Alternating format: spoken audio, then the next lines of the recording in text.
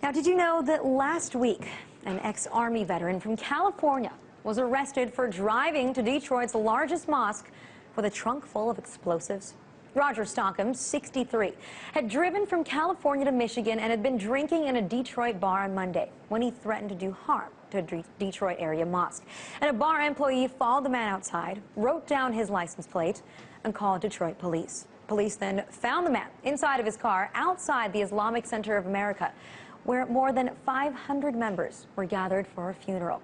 And in his car, he had a load of M80s and other explosives in the trunk. Now, whatever damage he was planning was averted, thanks to authorities. But the mainstream media has completely ignored this story.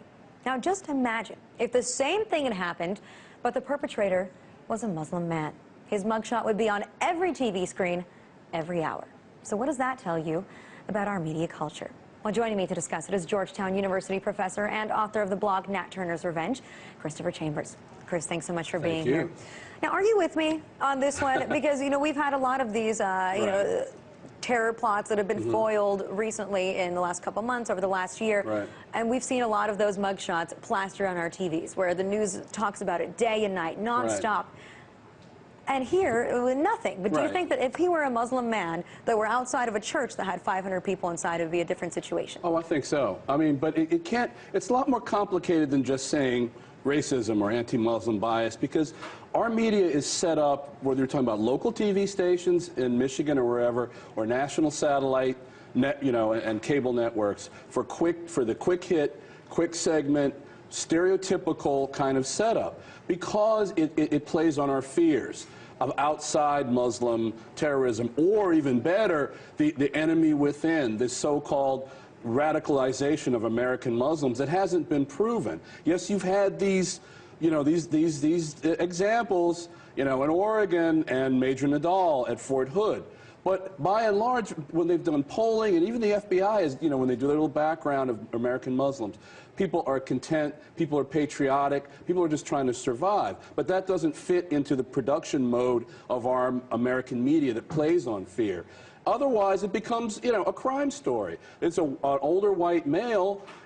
He's part of our community. If it's a young Somali man, he's outside of the community. And what's ironic is this mosque is one of the largest in America. There have been Middle Eastern people, Arabs, Christian Druze, in Detroit for eons. I mean, you can't tell them apart from the average Detroiter. So they're even thought of as outside of the American fold. So, I mean, why isn't there more coverage? Well, they're still Muslims. Even though they've been in Detroit forever and have Michigan accents, they're still Muslims, so we don't cover them as carefully. Well, I also think it says a lot about our politicians, our lawmakers that are also incredibly outspoken, whom we've heard a lot from. We have people like Representative Peter King, who is now going to hold hearings on the radicalization of Islam. But, we don't have any hearings on just homegrown terrorism as a whole, on the radicalization of other people. This man, for example, the suspect here, had made threats to George W. Bush in the past, death threats. He had written online using a fake Muslim name. I thought they were, monitoring all people when it came to that.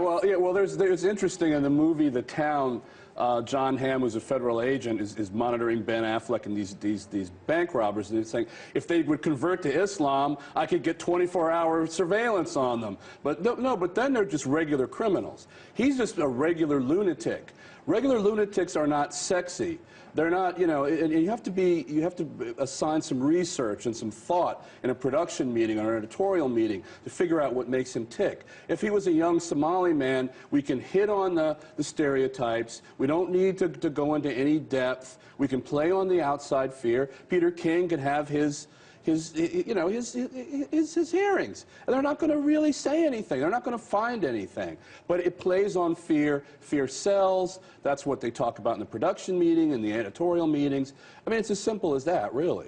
And the authorities, I think, are well aware of that as well, because, when we had some of these sting operations, like in Colorado, for example, this is something that the authorities were more than happy to brag about. Here's a man who was arrested a week ago last Monday. Right. They didn't even bother telling anybody about it No. until Friday. Right, and the people in the mosque are sitting there going, well, who's the next lunatic that's going to come along? I mean, and you know, you can relate this to the coverage in Tucson, and then the entire media rigmarole about, well, is it incited by the political climate, or is this the lone lunatic? I mean, of course the environment has an effect on people like this. It sets them off on some level, and they go from California to Detroit to putatively blow Muslims up.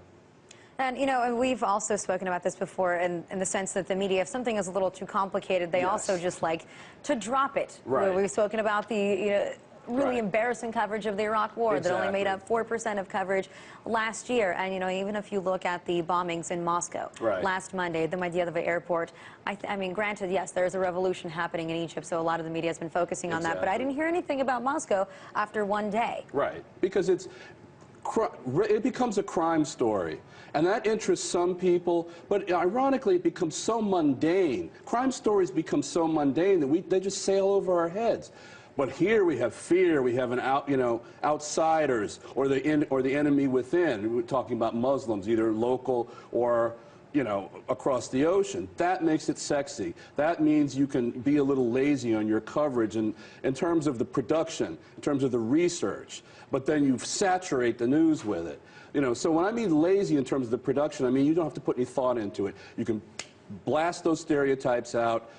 Everybody gets scared, you get the ratings. This crime stories are a little bit more complicated, a little bit more boring, ironically. Now, very quickly, I just had a discussion on the New York Times coming up with a paywall soon. Yes or no? Do you think that it's actually going to work for I think it's going to work. People want the content. It's going to work. I mean, the average person, with net neutrality, the net is being cut up for rich and poor people anyway. Rich people are going to pay for it. The poor people are going to be cut out. Well, we will see what happens. Chris, thanks so much for joining us.